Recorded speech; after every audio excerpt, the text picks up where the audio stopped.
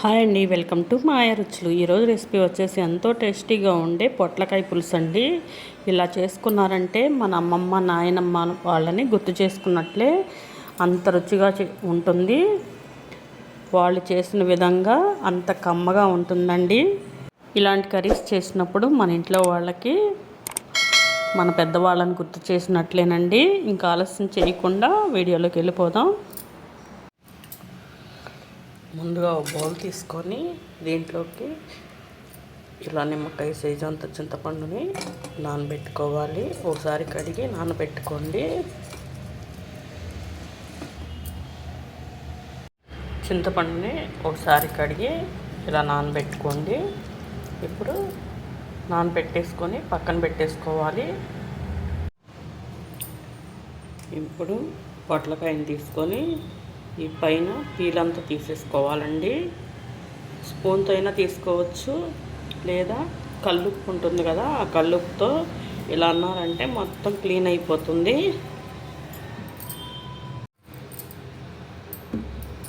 పొట్లకాయ మీద ఇట్ట పై లేయర్ అంతా గీరేసుకోవాలి. ఇలా గీరేసుకొని కడిగి ముక్కలుగా కట్ చేసుకోవాలండి. ఎలా కట్ చేసుకోవాలో కూడా చూపిస్తాను.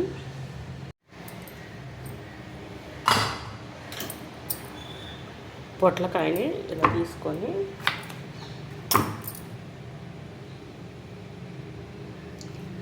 అటు ఇటు ఇలా కట్ చేసుకోవాలి.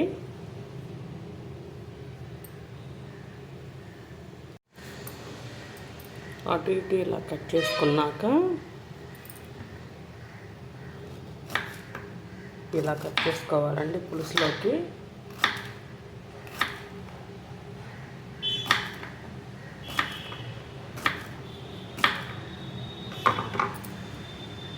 ఇలా రౌండ్గా కట్ చేసుకోవాలి.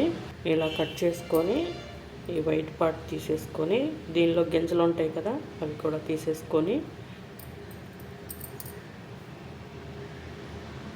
అన్నిటిని అదే విధంగా కట్ చేసుకొని ఒక గిన్నెలో వేసుకోవాలి.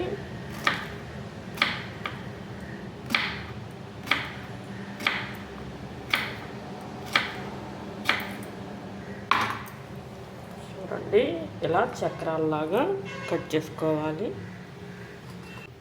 మొత్తం అదే విధంగా తీసేసుకొని ఇలా గిన్నెలో వేసుకోవాలి.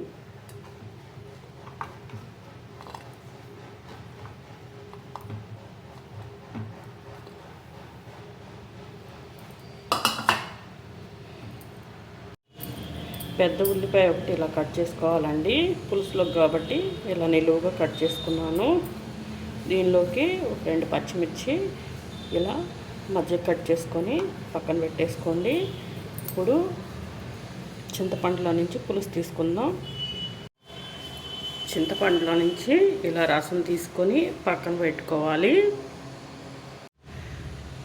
స్టవ్ మీద ఇలాంటి గిన్నె ఒకటి పెట్టుకొని దీనిలోకి ఇప్పుడు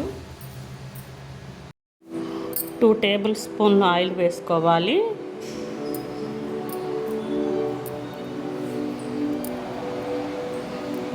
ఆయిల్ హీట్ అయ్యాక దీనిలోకి పోపు దినుసులు వేసుకోవాలండి.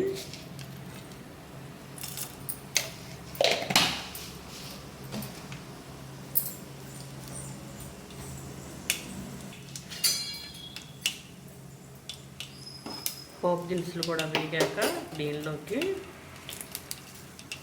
ఒక ఎండుమిర్చి,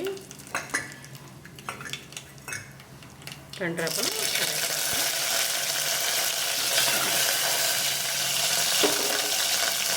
ఇలా వేసుకొని అవి ఫ్రై అయ్యాక ముందుగా కట్ చేసి పెట్టుకున్న ఉల్లిపాయ పచ్చిమిర్చి వేసుకొని ఫ్రై చేసుకోవాలి.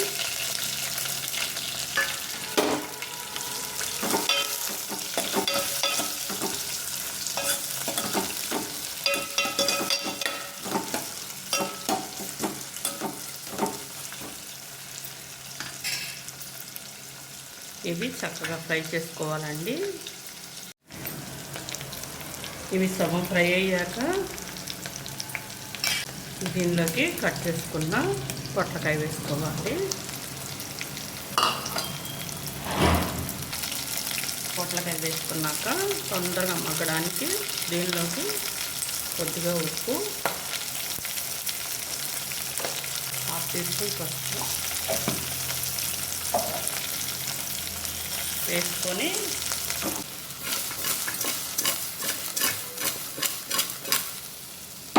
ఇలా మిక్స్ చేసుకొని ఫ్లేమ్ అనేది లో ఫ్లేమ్లో పెట్టుకొని మగ్గించుకోవాలండి. ఇలా మూత పెట్టుకొని మగ్గించుకోవాలి. మధ్య మధ్యలో ఇలా తిప్పుకుంటూ ఉండాలండి.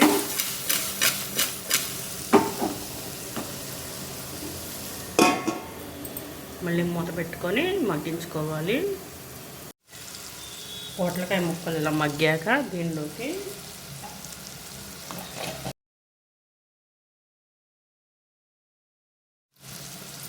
స్పూనున్నర కారం వేసుకోవాలి.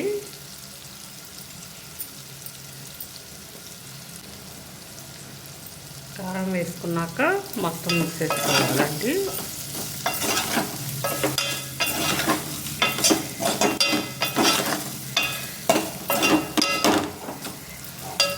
ఈ కారం కూడా 2 నిమిషాలు ఫ్రై చేసుకుంటే సరిపోతుంది. అప్పుడు పులుసు పోసుకోవాలి. కారం కూడా వేగాక ఇలా చింతపండు రసం పోసుకోవాలి.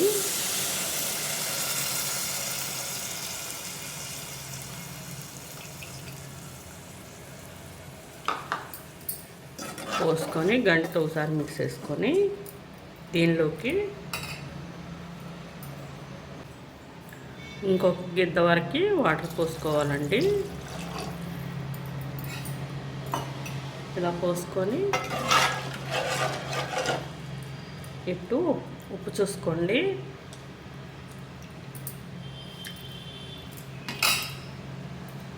ఉప్పు చూసుకొని తగినంత ఉప్పు వేసుకొని ఉడికించుకోవాలి. ఉప్పు వేసుకున్నాక మళ్ళీ గంటతో ఒకసారి మిక్స్ చేసుకొని మూత పెట్టుకొని ఉడికించుకోవాలండి. ఫ్లేమ్ మీడియం ఫ్లేమ్లోకి అడ్జస్ట్ చేసుకొని ఉడికించుకోవాలి. పులుసు అనేది ఉడకడం స్టార్ట్ అయింది కదండి. ఇంకొక 2 నిమిషాల్లో పులుసు రెడీ అయిపోతుంది. 2 నిమిషాల్లో దించుతున్నామనగా దీనిలోకి బెల్లం వేసుకోండి. బెల్లం వేసుకుంటే పులుసు అనేది చాలా కమ్మగా ఉంటుంది. బెల్లం ఇష్టం లేని వాళ్ళు స్కిప్ చేసేయండి.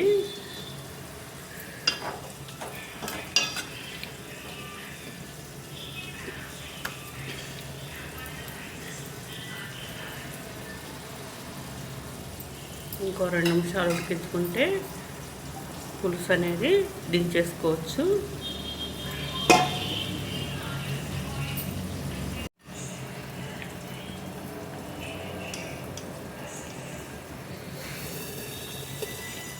చూడండి పులుసులోని ముక్క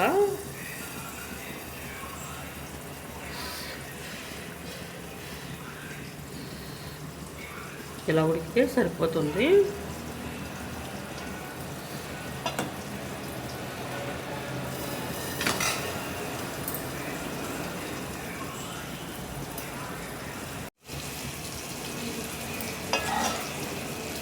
పులుసు అనేది రెడీ అయిపోయిందండి. మనం బెల్లం వేసుకోవడం వల్ల పులుసు మరింత టేస్ట్గా ఉంటుంది. మీరు కూడా తప్పకుండా ట్రై చేయండి. ఎంతో టేస్టీగా ఉండే పొట్లకాయ పులుసు రెడీ అయిపోయిందండి. మీరు కూడా తప్పకుండా ట్రై చేయండి. ట్రై చేసి మీకు ఎలా కుదిరిందో నాకు కామెంట్ రూపంలో తెలియచేయండి. కామెంట్ చేయడం మర్చిపోవద్దు. ఈ వీడియో కనుక నచ్చితే లైక్ చేయండి, షేర్ చేయండి, సబ్స్క్రైబ్ చేసుకోండి. Thank you.